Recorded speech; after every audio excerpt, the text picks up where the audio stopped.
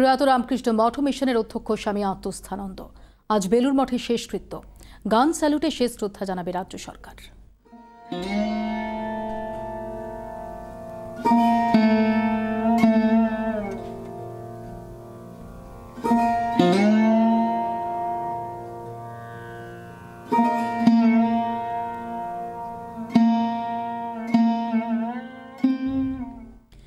বেলুর মঠে আজ স্বামী আত্মস্থানন্দের শেষকৃত্য। রাত 9:30 নাগাদ মঠের মধ্যে গঙ্গার পাড়ে তার অন্ত্যেষ্টি হবে। তার আগে রাজ্যের তরফে গান স্যালুট দেওয়া হবে। গতকাল বিকেল 5:30টায় রামকৃষ্ণ মিশন সেবা প্রতিষ্ঠানে প্রয়াত হন রামকৃষ্ণ মঠ মিশনের অধ্যক্ষ। রাতে দেহ নিয়ে আসা হয় বেলুর মঠে, তারপর খুলে দেওয়া হয় মঠের সবকটি গেট। স্বামী আত্মস্থানন্দের প্রয়াণে শোকাহত প্রধানমন্ত্রী। বেলুর মঠে পুষ্পস্তবকে শ্রদ্ধার্ঘ্য পাঠালেন তিনি। আত্মস্থানন্দজি যখন গুজরাটের রাজকোট রামকৃষ্ণ মিশনের অধ্যক্ষ ছিলেন তখন তাঁর কাছে যেতেন নরেন্দ্র মোদী। আত্মস্থানন্দকে ব্যক্তিগত গুরু মনে করেন তিনি। রামকৃষ্ণ মঠ মিশনের অধ্যক্ষের মৃত্যু তাঁর কাছে ব্যক্তিগত ক্ষতি। গতকালই টুইটে এই বার্তা দেন প্রধানমন্ত্রী। রাত থেকে প্রিয় মহারাজকে শ্রদ্ধা জানাতে ভক্তের ঢল বেলুর মঠে।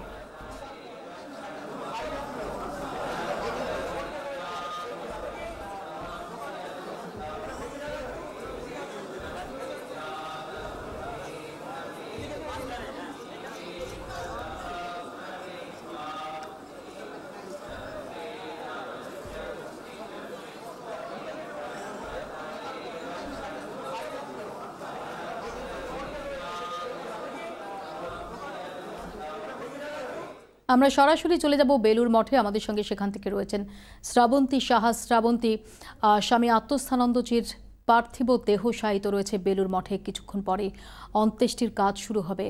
ভক্তরা আসছেন দলে দলে। সব মিলিয়ে যদি আবহটা আমাদের সামনে তুলে ধরো প্লিজ। শ্রাবন্তীর সঙ্গে সম্ভবত আমাদের যোগাযোগ বিচ্ছিন্ন হয়ে গেছে। আমরা যেটা জানতে পারছি, রাত 8:10 শুরু হবে স্বামী আত্মস্থানন্দের শেষ যাত্রা। প্রথমে দেহ নিয়ে যাওয়া হবে শ্রীরামকৃষ্ণ মন্দির চত্বরে, সেখান থেকে দেহ নিয়ে যাওয়া হবে পুরনো মঠ চত্বরে, তারপর দেহ নিয়ে যাওয়া হবে স্বামী ব্রহ্মানন্দ মন্দির এবং শ্রীমায়ের মন্দির চত্বরে।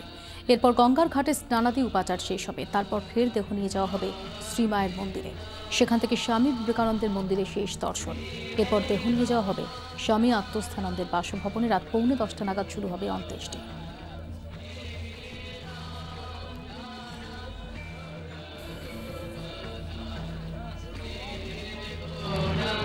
মরতে তো একদিন হবেই, কিন্তু মানুষকে আপন বোধে সেবা করতে করতে মরার চেয়ে ভালো কিছু নেই। এমন দর্শনে বিশ্বাসী মানুষটির দীর্ঘ কর্তব্যবোধ পেরিয়ে অবশেষে চিরঘুমে চলে গেলেন। প্রেসিডেন্সির মেধাবী ছাত্র সব ছেড়ে সন্ন্যাসী। যেখানে আর্তের ক্রন্দন সেখানেই পৌঁছে গেছেন তিনি।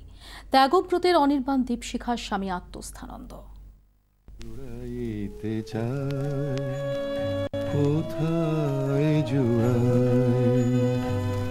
কোথা হতে আসি, কোথা ভেসে যায়। জীবনের ধর্ম উৎস থেকেই আসে সবাই, কিন্তু ভাসতে ভাসতে কে যেন মোহনায় গিয়ে উঠবে, বুঝে ওঠা বড় দায়। প্রেসিডেন্সির মেধাবী ছাত্র, তার তড়ি ভিড়েছিল বেলুরের রামকৃষ্ণ ঘাটে।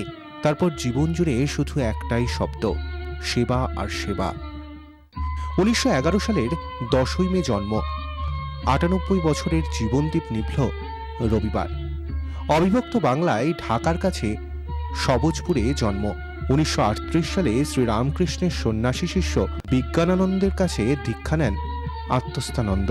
1941 সালের 3রা জানুয়ারি 22 বছর বয়সে বেলুর মঠে যোগ দেন। 1945 সালে ব্রহ্মচর্য গ্রহণ।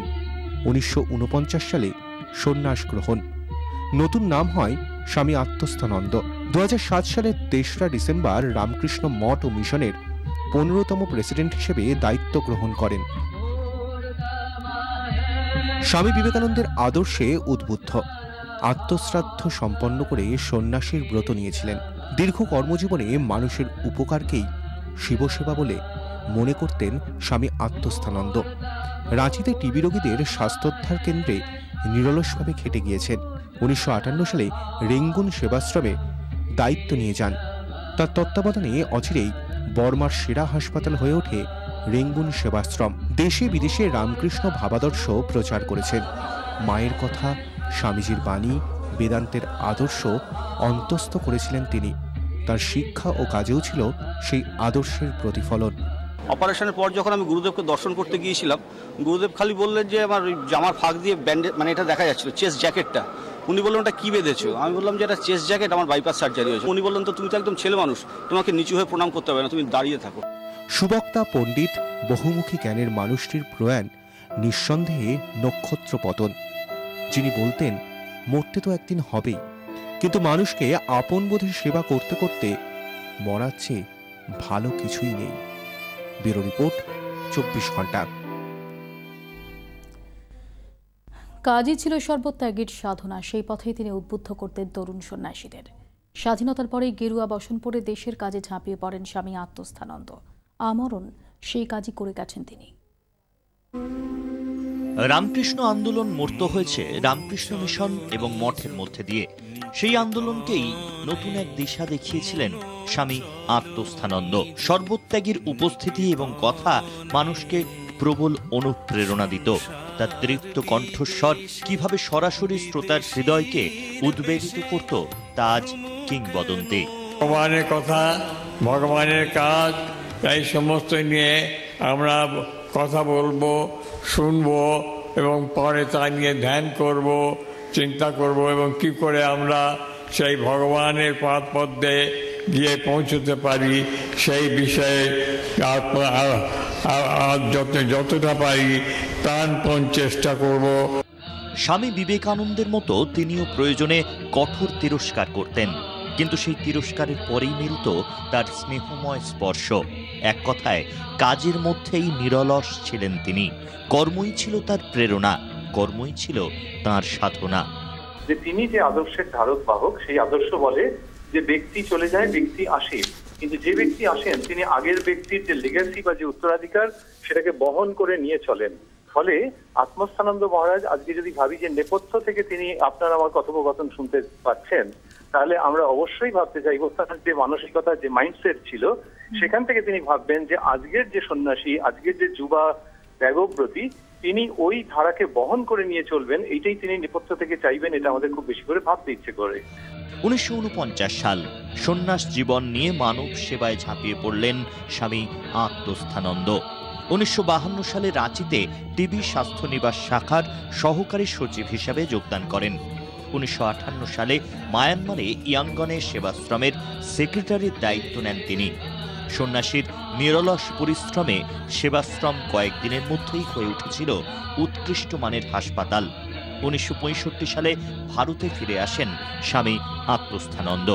1966 সালে রাজকোট শাখার প্রধান হন। 1973 সালে রামকৃষ্ণ মিশনের গভর্নিং বডির সদস্য এবং রামকৃষ্ণ মঠের ট্রাস্টি নির্বাচিত হন তিনি। ত্রাণ ব্যবস্থাপনা শাখারও সেক্রেটারির দায়িত্ব পালন করেছেন দীর্ঘদিন। তার নেতৃত্বে বিভিন্ন সময় ভারত, বাংলাদেশে ত্রাণ ও পুনর্বাসনের কাজে ঝাঁপিয়ে পড়ে রামকৃষ্ণ মঠ ও মিশন। 1998 সালে যুক্তরাষ্ট্র, Canada, Japan, Singapore, Malaysia, Sri Lanka ও বাংলাদেশ সফরে যান আত্মস্থানন্দ। সর্বত্যাগী সন্ন্যাসীর প্রয়াণে শেষ হল এক সুদীর্ঘ ইতিহাসের। মানুষের জীবনে যে তার শেষ পরিচয় হিসেবে শুধু কাজটাই থেকে যায়, তার জ্বলন্ত উদাহরণ হিসেবে রয়ে গেলেন এই বলিষ্ঠ সন্ন্যাসী। ব্যুরো রিপোর্ট, 24 ঘন্টা। কোমল কঠিন দুই চরিত্রেরই অদ্ভুত মিশ্রণ ছিল গেরুয়া বসনধারীর হৃদয়। সন্ন্যাসীর অভিভাবক সুলভ আচরণের সঙ্গে অভ্যস্ত ছিলেন তার ভক্তকুল। ভালোবাসতেন গান বাজনা। সন্ন্যাসীর হৃদয়ে ছিল এক রসিক মানুষ। একদিকে কোমল, অন্যদিকে তেমনই কঠিন। তার করুণা ঘন রূপও দেখেছেন ভক্তকুল। আবার তার দৃপ্ত, বলিষ্ঠ, দক্ষ সংগঠক রূপেরও পরিচয় পেয়েছেন তার সহ সন্ন্যাসীরা। তার হৃদয়বত্তা, পাশাপাশি তার স্বতঃস্ফূর্ততা, কাজে বলিষ্ঠতা, সিদ্ধান্ত গ্রহণের ব্যাপারে এটা তার মধ্যে দেখা যেত। বিভিন্ন শ্রেণীর মানুষ তার কাছে আসতে পছন্দ করত, কারণ তাদেরকে তিনি ব্যক্তিগত একটা স্মৃতি, ব্যক্তিগত একটা ছোঁয়া দিতে পারতেন তার ব্যবহারের মাধ্যমে। তিনি প্রেসিডেন্ট হয়েও, ভাইস প্রেসিডেন্ট হয়েও মানুষের কাছে পৌঁছতে পেরেছেন হৃদয়ের এই গুণাবলীর জন্য। সর্বত্যাগী সন্ন্যাসীর 3টে ইচ্ছে ছিল জীবনে। 1, হাসপাতাল গড়ে তোলা। 2, একটি বিরাট বিশ্বজনীন মন্দির প্রতিষ্ঠা। 3. আত্মিক উত্তরণ ও মুক্তির জন্য সকলকে রামকৃষ্ণ মন্ত্রে দীক্ষা দেওয়া। স্বামী বিজ্ঞানানন্দজির শিষ্য ছিলেন এই বলিষ্ঠ সন্ন্যাসী। শ্রী রামকৃষ্ণের প্রত্যক্ষ শিষ্যদের যারা শিষ্য, তিনি ছিলেন সেই বর্গের শেষ প্রতিনিধি। প্রায় 2015 থেকে এই 2017 অবধি রামকৃষ্ণ সেবা প্রতিষ্ঠানে ছিলেন। তখনও ওনাকে আমরা মিট করে এসেছি, দেখা করে এসেছি ওনার সাথে। আলফ্রেড টেনিসনের বিখ্যাত একটি line, men may come and men may go, but I go on for ever. অর্থাৎ মানুষ আসবে, মানুষ যাবে, কিন্তু আমি চিরকাল প্রবাহিত থাকব। ঠাকুর বলতেন, আত্মা অবিনশ্বর, নশ্বর দেহ বিলুপ্ত হয়, কিন্তু আত্মার বিনাশ হয় না। সর্বত্যাগী সন্ন্যাসী আত্মস্থানন্দজিও সেই মহান ভাবধারায় উদ্বুদ্ধ করতেন সবাইকে। সর্বক্ষণ বলতেন, ওরে তোরা কাজ কর, কাজ করে যা, ওটাই শুরু, ওটাই শেষ। স্বামী আত্মস্থানন্দ ছিলেন বেলুর রামকৃষ্ণ মঠ ও মিশনের 15তম সাধারণ অধ্যক্ষ। শ্রীরামকৃষ্ণদেবের শিষ্যের শিষ্য এইরকম আমাদের সঙ্গে দুজন ছিলেন, স্বামী আত্মস্থানন্দজি মহারাজ আর একজন স্বামী অকামানন্দজি মহারাজ, যিনি হরিদ্বারে আছেন। এই দুজন বহুজন হিতায় বহুজন সুখায়, সকলের মধ্যে কাজ করার মধ্যে দিয়েই জীবনের আনন্দ খুঁজে নিতে বলতেন এই মানবতার পূজারী। এক সুদীর্ঘ জীবনের অবসান হলো স্বামী আত্মস্থানন্দের প্রয়াণে। অবসান হলো এক সুদীর্ঘ পরিক্রমার, যে পরিক্রমার পরতে পরতে মিশেছিল শুধুই মানব প্রেম। ব্যুরো রিপোর্ট, 24 ঘন্টা।